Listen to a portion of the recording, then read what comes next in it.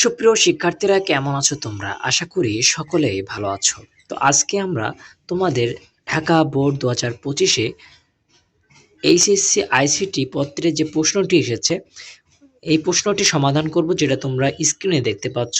ইমন বার্ষিক পরীক্ষার ফলাফল বিশ্লেষণ করতে গিয়ে দেখলো বাংলা, ইংরেজি ও আইসিটি বিষয়ে সে যথাক্রমে এত এত এবং এত নম্বর পেয়েছে। প্রথমটা ১৬ বেস তোমরা দেখছো, আমি তোমাদেরকে একটু মার্ক করে করে দেখিয়ে দিই, তাহলে তোমাদের জন্য সব থেকে সুবিধা হবে। দেখো, এই যে আমি যেখানে মার্ক করলাম, এটা হচ্ছে তোমাদের বেস কিন্তু ১৬, অর্থাৎ এটা হেক্সাডেসিমেলে আছে। তারপরে যেটা আছে এটা হচ্ছে অক্টালে, অক্টাল নাম্বার, আর এটা হচ্ছে ডেসিমেল, যেটা আমরা দেখে থাকি ১০ যে বেসটা। তো চলো আমি তোমাদেরকে সুন্দরভাবে উত্তরগুলো দেখিয়ে দেব, আর এজন্য একটু ধৈর্য সহকারে ভিডিওটি দেখো। ভালো লাগলে লাইক করো, না হলে ডিসলাইক করো, এবং চ্যানেলটা সাবস্ক্রাইব করবো উপকার হলে। তো চলো শুরু করি। সো এখানে প্রথমে আমরা কদাকটা দেখে নিই। ইউনিভার্সাল গেট কি? যে সকল গেটের সাহায্যে মৌলিক গেট সহ অন্যান্য সকল প্রকার গেট তৈরি বা বাস্তবায়ন করা যায়, সেই সমস্ত গেটকে সর্বজনীন বা ইউনিভার্সাল গেট বলে।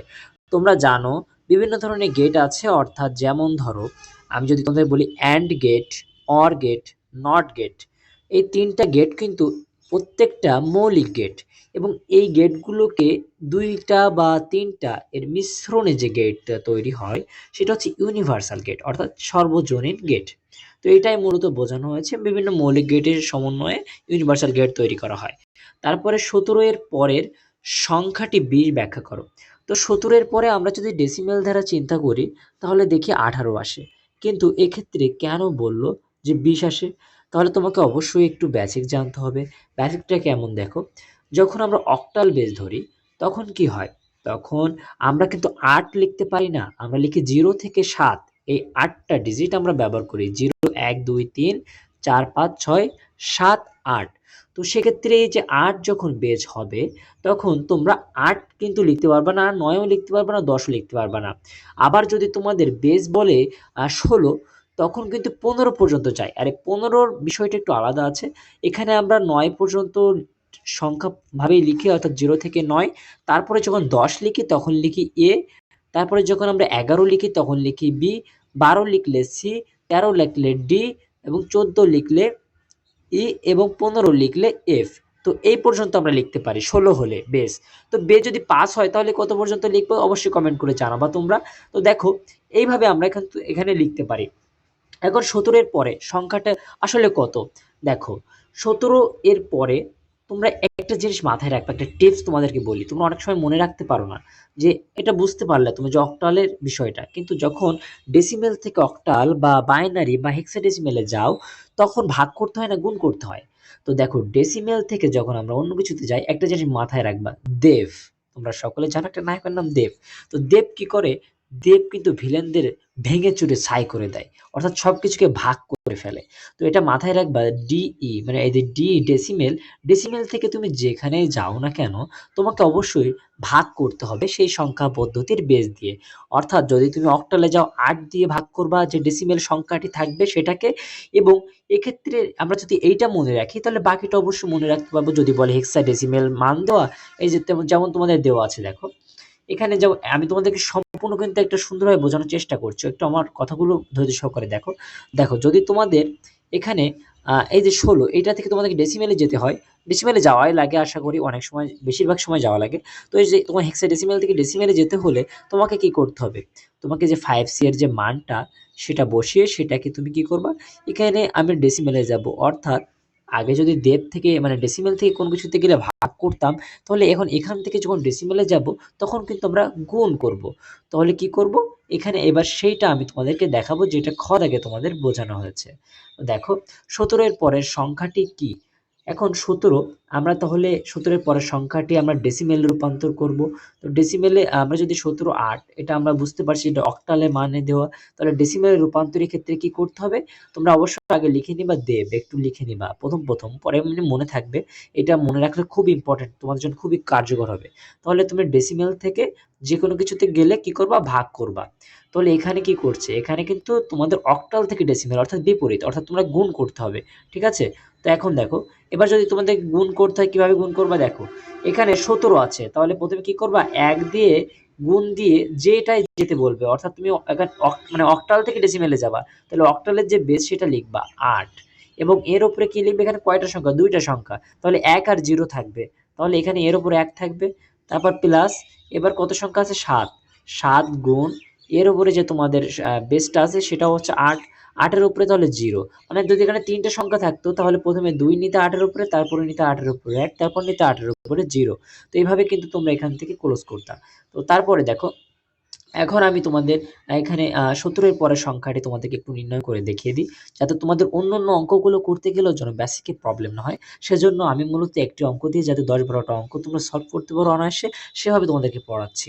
তো দেখো, এখন এখন আমাদেরকে 17 এর পরের সংখ্যাটি নির্ণয় করার পর আসছে কত, আমরা যখন যোগ করি তাহলে আসে 15। তো 15 এর পরবর্তী সংখ্যা এবার ডেসিমেলে কত হবে, এখানে যেহেতু বলেছে তোমাকে একটু মাথায় রাখতে হবে। দেখো আমি তোমাদের একটু দেখাই, 17 এর পরের সংখ্যাটি 20 ব্যাখ্যা করো। তাহলে আমরা যে 15টা বের করলাম, এই 15 এর পরে কিন্তু ডেসিমেল করলে 16 আসে। তো এইটা কিন্তু আমরা হচ্ছে না। তো আমাদেরকে 17 এর পরের সংখ্যাটি যখন 20 নির্ণয় করতে বলছে, আমরা কিন্তু বুঝতে পারছি না যে, আমরা বুঝতে পারলেও কিন্তু ওদেরকে বোঝাতে হবে আমাদেরকে যে এটা আসলে কোন সংখ্যা পদ্ধতি আছে। এখন আমরা কি বুঝাতে পারবো? আমরা অঙ্ক না করা পর্যন্ত বোঝাতে পারবো না। তো 17 থেকে যখন আমরা ডেসিমেল রূপান্তর করলাম তখন 8 দিয়ে একবার ইউজ করলাম, এবার একবার 16 দিয়ে ইউজ করবো, অর্থাৎ বেশ 16 ধরে একবার করব। তো ঠিক সেম আকারে দেখো, এখানে যে তোমাদের অক্টালে 16, এখানে তোমরা আলাদাভাবেও লিখতে পারো, আসলে এভাবে এত কিছু লেখা লাগে না। তো এই 16টাকে আমরা যদি এবার অক্টালে রূপান্তর করি তাহলে কি হবে? আচ্ছা, একটা জিনিস তোমাদেরকে আমি একটু ভালোভাবে বলি, একটু শোনো। যখন তোমরা ডেসিমেল এর সংখ্যা পদ্ধতি গিয়েছো, 15 পরে যে 16 এটা তুমিও জানো আমিও জানি, কিন্তু 15 পরে 16টাকে আবার অক্টালে রূপান্তর করতে হবে, কারণ অক্টালের ক্ষেত্রে 17 পরের সংখ্যাটা আমাদেরকে নির্ণয় করতে বলেছে, 17 পরের সংখ্যাটা। তাহলে কি হয় অক্টালের ক্ষেত্রে, একটু দেখো। অক্টালের ক্ষেত্রে আমরা যখন ডেসিমেলে যাবো এবার, অর্থাৎ কি দেব দেব থেকে ভাগ হয়, তাহলে এখন আমরা যে ডেসিমেল থেকে এখন অক্টালে আবার যাব না, তাহলে এখন কি করব, 16কে ভাগ করব 10 দিয়ে। তো 10 দিয়ে ভাগ করলে কি হচ্ছে, এখানে 16 ভাগ করলে 8 দিয়ে ভাগ করলে 2 থাকে এবং অবশিষ্ট থাকে 0, এটা 0টা লিখবা। তারপরে যে 2 এর নিচে যে 0টা আমরা এখানে আসছে, কারণ 8 2 এর ভিতরে যায় না। এরপরে যেটা অবশিষ্ট থাকে সেটা হচ্ছে 2। তো সেটাই মূলত এখানে লেখা হচ্ছে। তো এখানে আমরা এবার আমরা কি করব, আমরা জানি যে লিস্ট ডিজিট অনুযায়ী নিচ থেকে উপরে মান আসে, অর্থাৎ এইভাবে যায়। তাহলে নিচে কত আছে, 2, তারপর আছে 0, অর্থাৎ এর মান, এর উপরে আর কিছু আছে, নেই, তার মানে এর মান হচ্ছে 20, যেটা আমরা প্রমাণ করতে পেরেছি। তো এটাই, আশা করি তোমরা বুঝতে পেরেছো। কোনো সমস্যা হলে অবশ্যই কমেন্ট করে জানাতে পারো।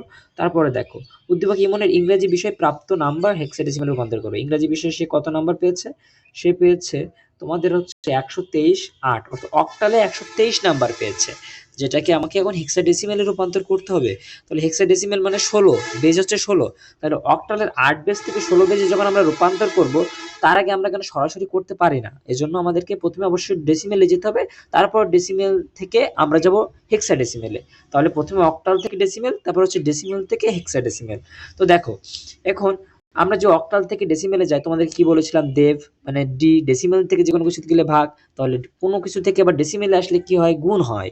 তাহলে এখন আমরা অক্টাল থেকে ডেসিমেলে আসবো, তাহলে এখানে গুণ করেছে, দেখো এখানে তিনটা সংখ্যা আছে, তা 8 এর উপরে 2 নিয়েছে, আবার নিয়েছে 8 এর উপরে 1, তারপর 8 এর উপরে 0, অর্থাৎ এবার যোগ করে 83.10, এটা হচ্ছে আমাদের ডেসিমেলে প্রাপ্ত নাম্বার। এখন এটা থেকে আমরা কি করব, আবার আমরা হেক্সাডেসিমেলে যাব। হেক্সাডেসিমেলে যাওয়ার জন্য কি করব, এখন দেখো ডেসিমেল থেকে আমরা যাচ্ছি, আগে তুমি বুঝতে হবে কোথা থেকে কোথায় যাচ্ছ, প্রেরক থেকে প্রাপক। ডেসিমেল থেকে তুমি হেক্সাডেসিমেলে যাচ্ছ, তাহলে দেব থেকে মানে ডি থেকে কোনো কিছু যাচ্ছ, দেব, তার মানে কি ভাগ করতে হবে, এটা মাথায় রাখো। তাহলে 83কে আমরা 16 দিয়ে ভাগ করবো, যদি হেক্সাডেসিমেলে বেস 16, তাহলে 16 যার বেস যত তত দিয়ে ভাগ করবা ডেসিমেল থেকে তত যে যাওয়ার জন্য। তো দেখো 16 দিয়ে ভাগ করার পর এখানে 5 থাকে এবং 3 অবশিষ্ট থাকে।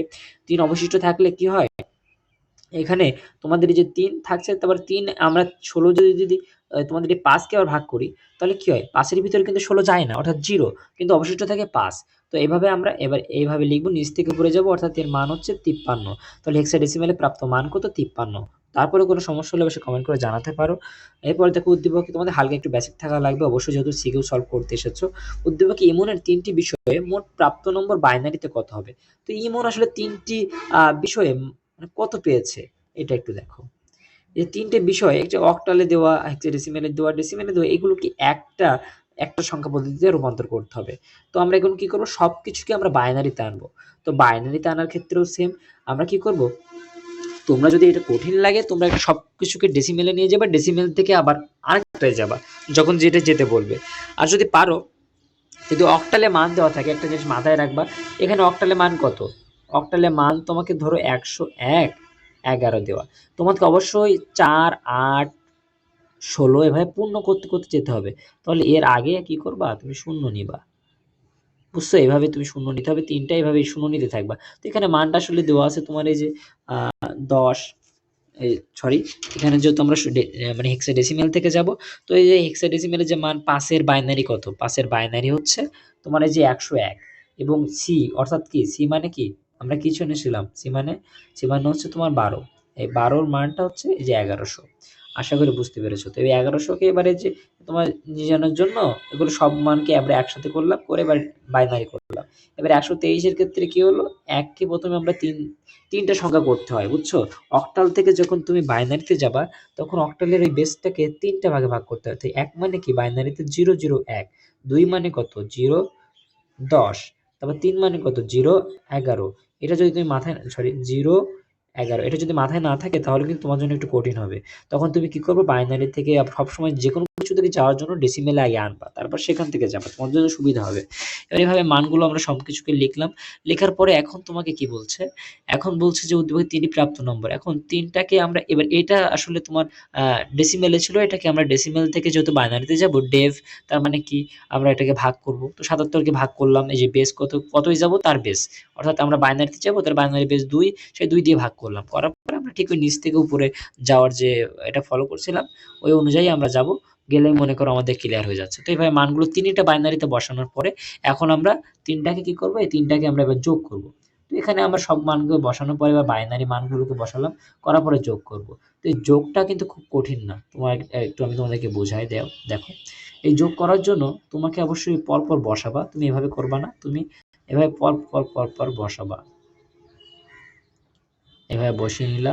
তারপরে কত 1, এখানে যে সংখ্যাগুলো আছে সম্পূর্ণগুলোকে বসাবা। তো এখানে 1, 1, 0, এটাও 0, মানে তোমরা যে ডান থেকে বাম দিকে আসবা, ঠিক আছে? তারপরে এই যে 1, 0, 1, তারপরে কত হচ্ছে, এর কিন্তু দশমিকের পরে কিছুই নেই, মানে 0 দশমিক পরে। তারপর আছে কত 1, 0, অবশ্যই ডান থেকে বাম দিকে আসবা, নাহলে কিন্তু সমস্যা হয়ে যাবে অঙ্ক। তারপরে 0, 0, 1। এবার এগুলোকে তোমরা যোগ করবা, যোগ করতে পারো না, ওই যোগ করবা আর কি। এই 1 আর 1 কত, 1 আর 1, এই 1 আর এই 1, এটা হচ্ছে 10। ওয়েট, আমি তোমাদেরকে দেখাই।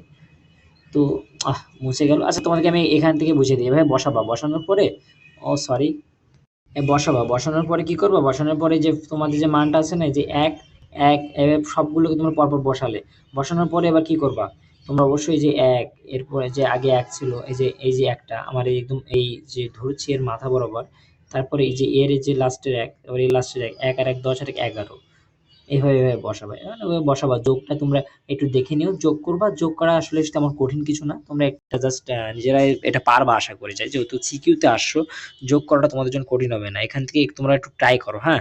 তোমরা যোগগুলোকে ট্রাই করতে থাকো এবং যতক্ষণ না এই মানটা আসে ততক্ষণ পর্যন্ত করতে থাকো। না পারলে আমার জানাও, আমি যোগ নিয়ে একটা ভিডিও বানিয়ে দেবো।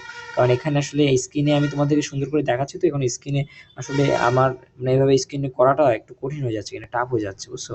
তোমরা অবশ্যই কি করবে, এটা মাথায় রাখবে, 1 আর 1, 10, আর 1 যদি যোগ করো তাহলে সেটা হবে 11, আবার 1 যোগ করলে 100, আবার 1 যোগ করলে 101, আবার 1 যোগ করলে 110, এভাবে কিন্তু মানটা যাবে।